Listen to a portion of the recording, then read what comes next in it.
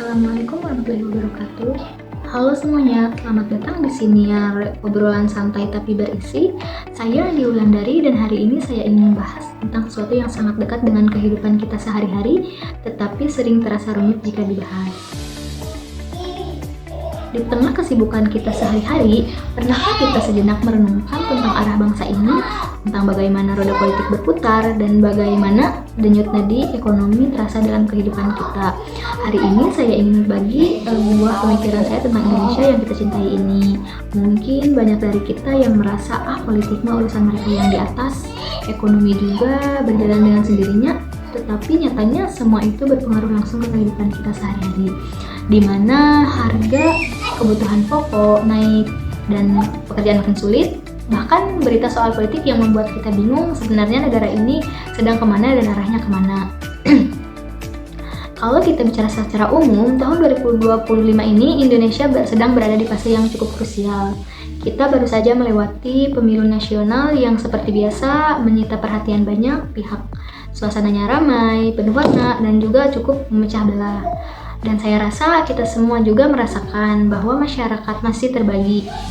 Polarisasi yang muncul waktu kampanye itu belum sepenuhnya hilang, terutama di media sosial, bahkan di obrolan warung kopi, sampai di grup WhatsApp keluarga. Kadang kita masih terbawa suasana kami versus mereka.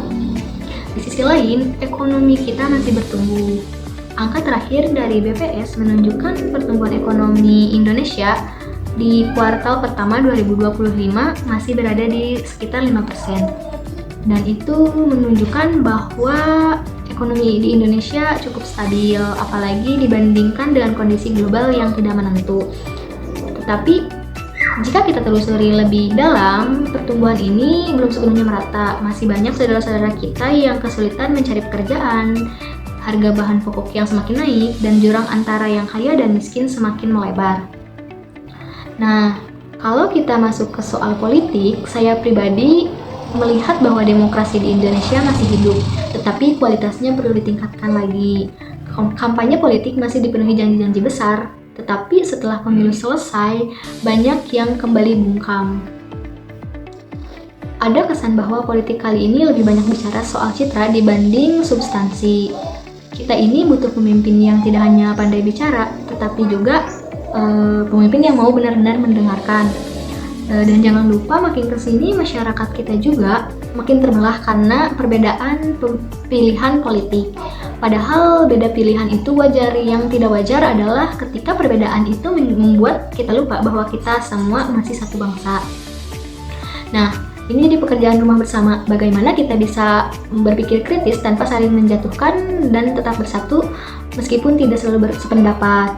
Sekarang kita kembali lagi ke ekonomi. Walaupun angka pertumbuhannya bagus, kita tetap perlu jujur bahwa pemerataan belum terjadi. Banyak lapangan kerja yang tercipta sekarang ini sifatnya informal, tidak ada perlindungan hukum dan tidak ada jaminan sosial. Di sisi lain, sektor digital memang berkembang pesat, tetapi tidak semua orang ikut serta karena keterbatasan akses dan kemampuan. Bahkan sektor manufaktur yang dulu menjadi andalan, sekarang kontribusinya ke PDB terus menurun.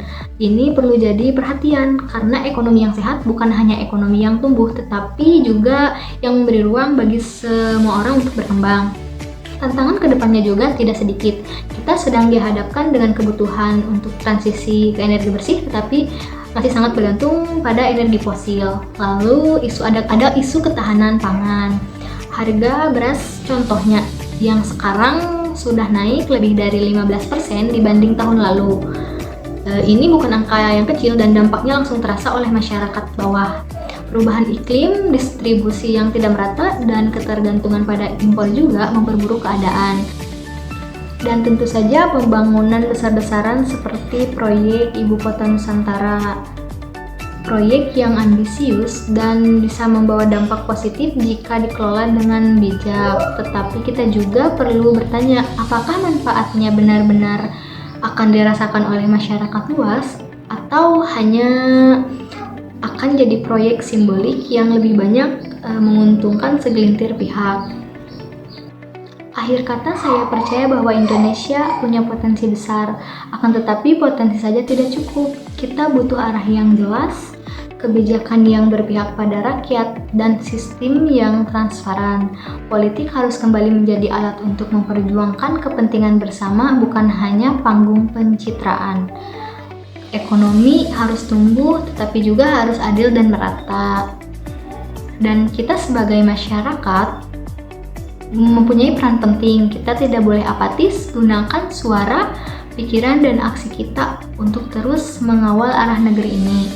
Karena masa depan Indonesia bukan hanya milik mereka yang duduk di kursi kekuasaan, tetapi juga milik kita semua yang hidup dan berjuang di dalamnya.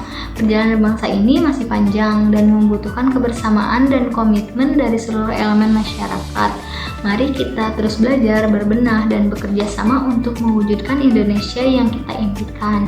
Demikian siniar hari ini. Semoga apa yang saya bahas dapat memicu pemikiran dan diskusi yang lebih mendalam tentang arah bangsa kita.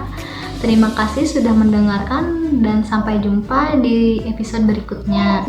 Tetap peduli, tetap berpikir, dan jangan pernah lelah mencintai negara ini. Wassalamualaikum warahmatullahi wabarakatuh. You care to listen. I find myself in a shit position. The man that I love sat me down last night.